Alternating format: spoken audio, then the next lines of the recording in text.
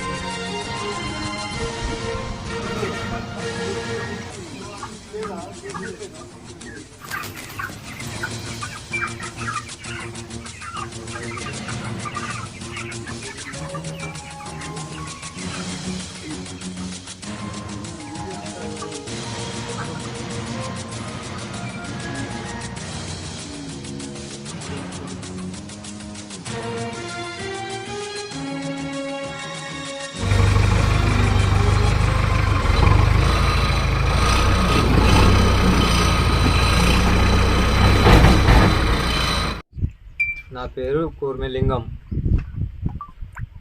Birkur mandal, Kamareddy district, కిష్టపూర్ గ్రామం. మాది కోళ్ళ ఫారం వేసుకున్నాం ఓన్గా.